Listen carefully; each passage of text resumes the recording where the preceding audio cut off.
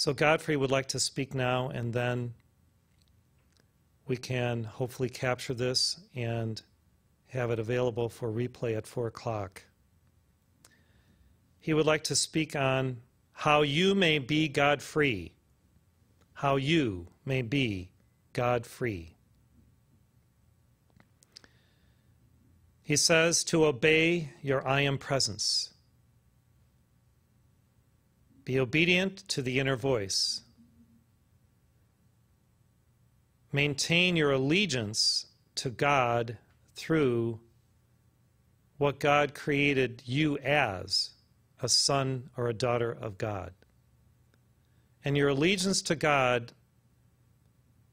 is your sovereignty as a sentient being, one with God, when you value your connection with your source, and through this connection, through this maintaining of obedience to your I am presence, you sustain the grace of God in your life. You can sustain that grace of God in your life when you maintain obedience. He says to fulfill your obligations. And this includes, of course, paying off your karmic debts, yet it includes many things. If you're a father or a mother, you are obligated to care for your children, provide for them a home of harmony and peace, of equity and love, provide for their needs, etc. It means paying off all of your debts and not going into further and further debt, both financially and karmically. Fulfill your obligations to others. If you make a promise, keep the promise. Those who make promises and do not keep them should not expect to make their ascension, he says. Because if you cannot keep your word and maintain through obedience to your own word, which is your essence, it is the blue flame power of your being. If you cannot maintain that obedience to your own word, how can you expect God to then sanctify you as a permanent divine being for eternity? Because you may continue that action in another state of being. He says, avoid getting into trouble. A lot of people make a lot of karma because they seek out trouble. They're always seeking ways and means to somehow extend themselves out into the reality of this life or the unreality of this life, and then that trouble comes to taunt them. And what is that trouble? It is the ways of darkness. It is the ways of evil. It is entities, demons, discarnates that will seek you out if you desire to get into trouble. He said, avoid conflicts and petty arguments. Avoid conflicts and petty arguments, because this is where we make a lot of karma. Now, some conflict is necessary in terms of how we resolve our karma with individuals, because we set in motion before we're born those relationships and situations that will help us to resolve our karma with people. Yet what he's talking about here is to maintain harmony and peace and equanimity in your psychology and your psyche, to avoid those things which can erupt and cause all manner of darkness to flow through you, through argumentation, the Martian energies, etc. So avoid conflicts and petty arguments. Occasionally we will have disagreements with others, even loved ones. Yet allow these disagreements to be resolved with understanding and patience, seeking first to understand others and their perspectives, and actually trying to feel what they are feeling and see what they are seeing and hear what they are hearing and experience what they are experiencing, in order to then, through that perspective of what they are going through, develop compassion and empathy, because this is what will resolve these conflicts, compassion and empathy. He says to maintain the harmony, the purity, and the sanctity of your soul. We have heard that we have lost many soul parts, and this in past lives through incorrect choices, through anger, through violence. Now we can gain those soul parts back through purity, sanctity, and harmony. This will naturally draw these soul parts back because they can reintegrate into our being and we can feel whole again. So he says to purify your thoughts. Purify your thoughts. Constantly observe your thoughts and your feelings and seek to purify them. If you find your thoughts moving in directions that are not amenable to your higher self, your I am presence, your inner voice, then transmute them consciously and avoid negative thoughts. He says, avoid negative thoughts. If we as a humanity could avoid negative thoughts about self, others, the world, anything, anyone, we would almost instantaneously have a golden crystal age, because the negative thoughts are things and they create havoc. Remember this, negative thoughts are things and they create havoc in your own life and in the lives of others. So what he says is that we create a lot of karma through negative thoughts, even if they are not acted upon, because they go out as energy, as things, and actually impact others. So avoid negative thoughts of self, others, the world, anyone. He says to value your time and use your time wisely. People fritter away energy and the energy of the ascension potential as that cosmic divine ectoplasm that's part of their aura when they just do things willy-nilly and they while away their time. So value your time, because time is mother and time is energy, and use your time wisely. And he says, do the most important things first. Do the most important things first, because when you do the most important things first, everything else seems to just fall into place or come into the perfect time and space. Do the most important things first. He says, plan, plan, plan, and then plan again. Why do we have to plan? Well, he says that planning is really alchemy. And when we budget both our time, our money, our resources, our energy, and we plan, we will avoid the waste of time, money, resources, and energy. And the planning itself is alchemy. Budgeting and planning is alchemy for the modern man in the modern age, the Western man and woman.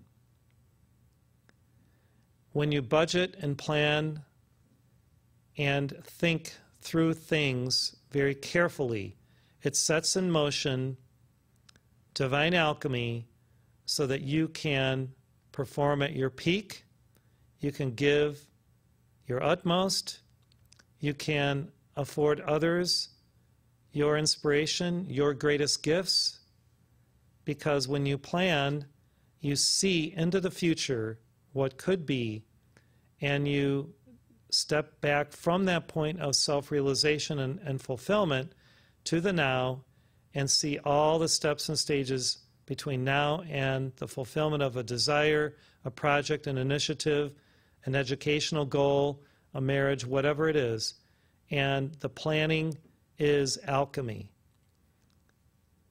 Many people who don't seem to be spiritual people on the outer who have the mastery of perfect planning and execution on their plans, and who are loving and kind in the way that they live, are alchemists, because they have learned this science and this art, and we can learn it too.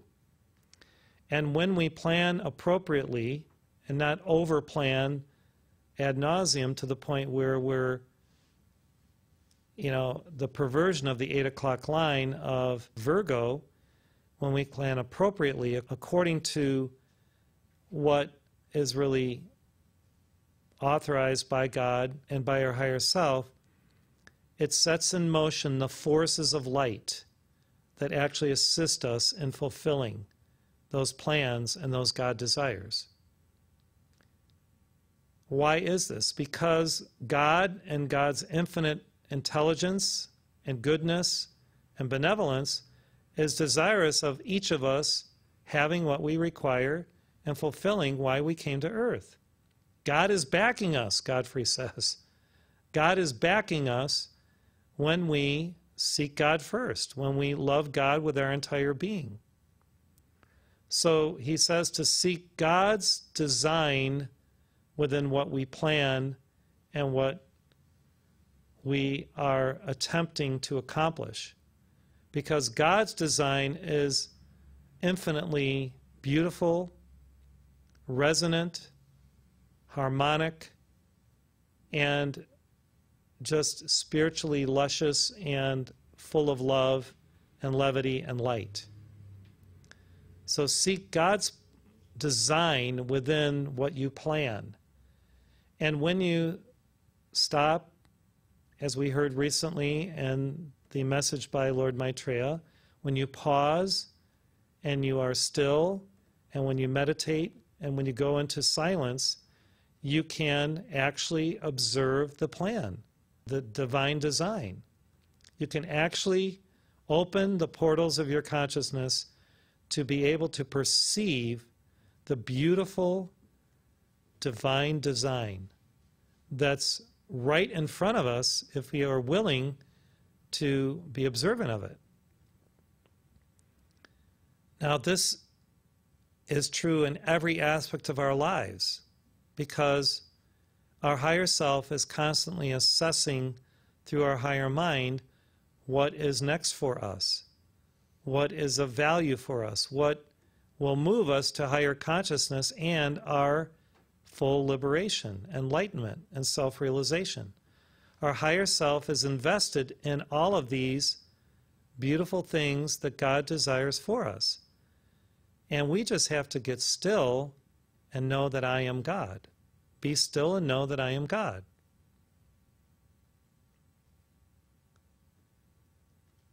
How to be God-free is something we should consider a little bit every day. And as the light grows in our consciousness and our world and our minds, our hearts, our souls, our spirits, and as we maintain that harmony and that light, as the light intensifies within our aura so that we are able to rise ever higher in consciousness week after week, month after month, we become more refined. We use the crystal rays, Godfrey says, and the higher energetic fields of light. And these begin to flow through us to qualify what we do with greater God consciousness and solar awareness. We are able, through this refined state of being, to then naturally think beautiful thoughts and not have negative thoughts. We are naturally able to avoid conflicts, arguments, petty and otherwise. We are naturally using our time wisely. We are naturally fulfilling our obligations and avoid trouble and problems with others. Now, there are initiates who desire to fulfill their destiny even being willing to go through hell and high water to do it, and therefore some of these are willing to seek the troubling waters of the astral plane in order to resolve past issues and move toward their ascension. So even though we avoid trying to get into trouble, there are times when we have to be so courageous, so intrepid, so daunting and daring that we move through hell itself to transmute the darkness that we may have created as a part of hell in the past, and maybe we're meant to undo or transmute that. And so there are times when we have to be so fearless, courageous, and full of virya that we are willing to descend into hell to deal with the darkness. Yet, for most newly on the path, this is not something that you do. It's something that you will know when you have to do it, when something is below the surface there, and the only way to resolve it is to actually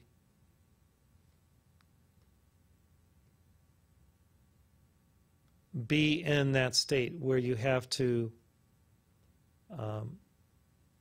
enter the conflict, enter the war, enter the battle, enter Armageddon, and wield your sword and slay the dweller on the threshold, the darkness of your own lesser self, and what has caused you this pain and suffering of separation from God. Godfrey says, you can ascend at the end of this life. We have heard that people can ascend at the end of this life or the next. Godfrey's saying you can do it in this life. Doesn't matter how old you are, 40, 50, 60, 70, 80 or more. If you resolve to follow God every day and to be obedient to God, the God light within, to use your energy, your light wisely, to be loving, to love God with your entire being, to do the important things first, not waste any time, value your time, use it wisely, and to enter that state of beingness, of the presence, and attempt in a godly, humble way to maintain that state of being 24/7. You can choose to live in your presence whenever you choose. Your choice, your free will is always there to either live in the presence of love and joy and virtue or not. So to be or not to be God, to be or not to be love, to be or not to be virtue is your choice every day, because you are a sentient being with free will, and no matter what is happening around you in your life, troubles that you may be going through, divorces or argumentation or whatever it is, you can always choose every moment the higher walk with God. And to devalue yourself and blame others, Godfrey says, is the biggest cop-out. To devalue yourself by blaming others for your troubles is a cop-out, a total cop-out. It is saying that you don't have any light or authority to make your decisions. You blame others for your state of affairs. That is not being a disciple or an initiate. When you take accountability and responsibility for who you are, what you're doing, your life, that is being an initiate and being a disciple and being one who is on the path to the ascension.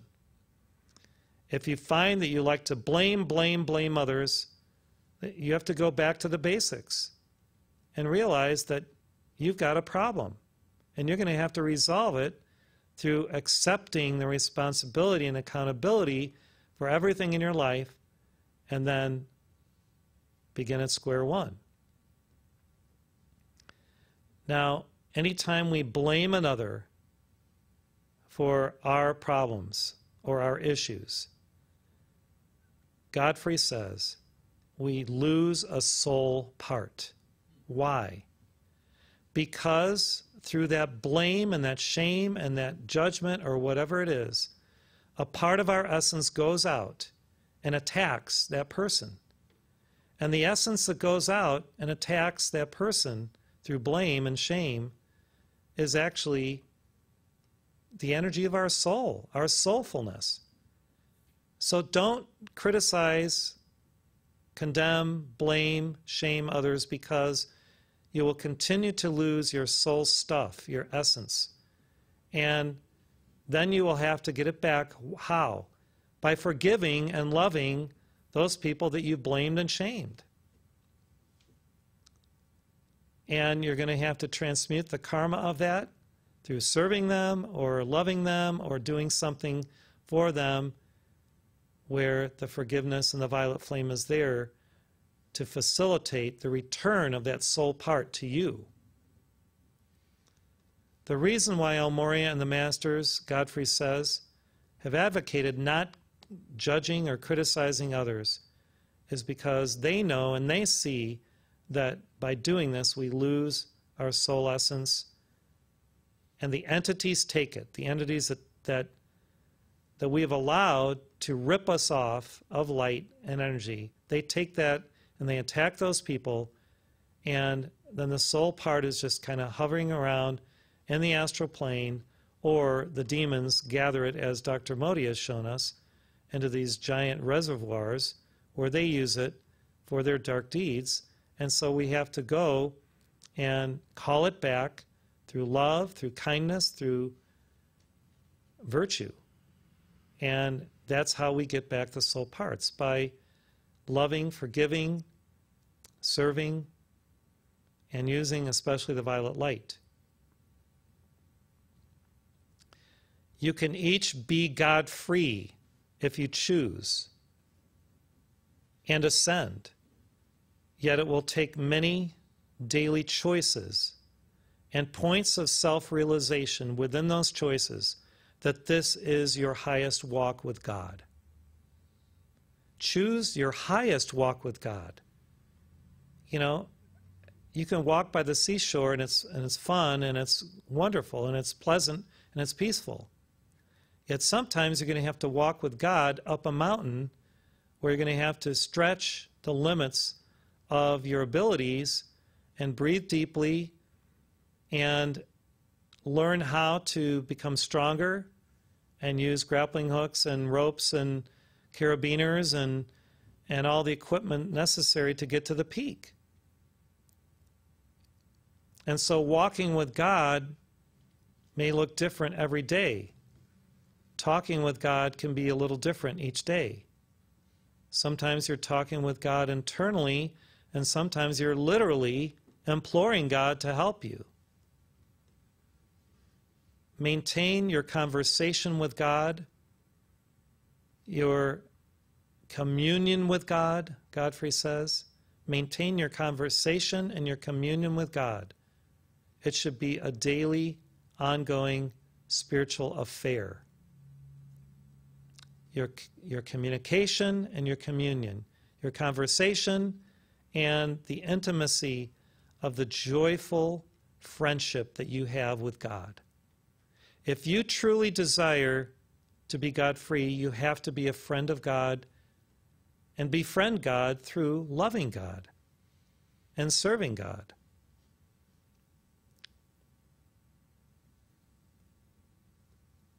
Now, we do this in many, many ways. And we serve God by serving others, because God is within others. So if you are a great servitor of love and light, you naturally desire to help others. It's inbred within you. It's part of your nature. When you see a need, try to meet that need if it's appropriate to try to help that person. You don't go off your course to the point of way out in left field doing something that's going to then take you away from your primary accountability and responsibilities.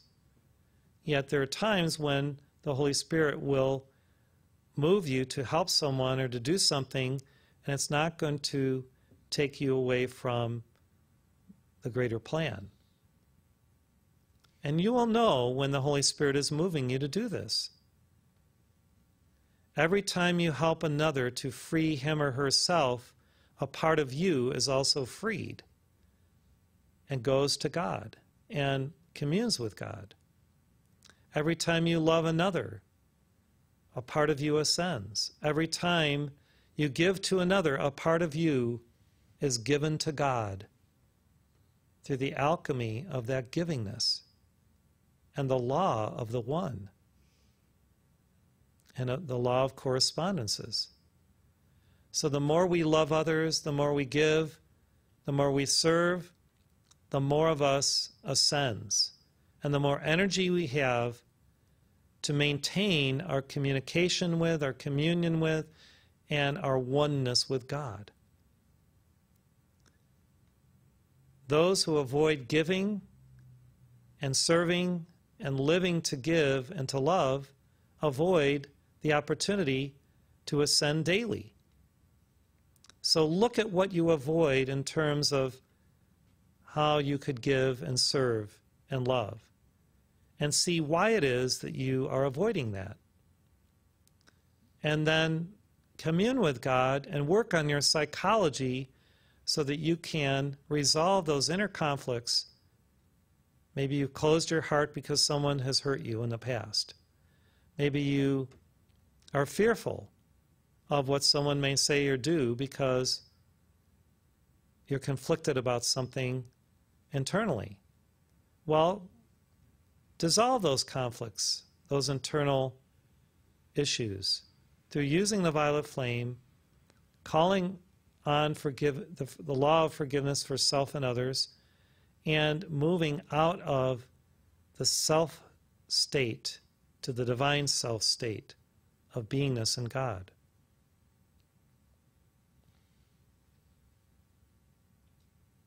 Thank you, Godfrey, for this teaching today on how we may be God-free. I choose to be God-free. I pray that you choose to be God-free. And of course that means free in God, not free of God, but free in God. And if all of us choose to live as Godfrey did in his final lifetime as Guy Ballard, where he turned on his lesser self and basically said, "Thus far and no farther, you have no power, your day is done. I will not allow the dweller in the threshold to get the better part of me, or any part of me." If we will all do that, Godfrey will help us on our path, and we will be victorious, and we are victorious. So thank you. God bless you.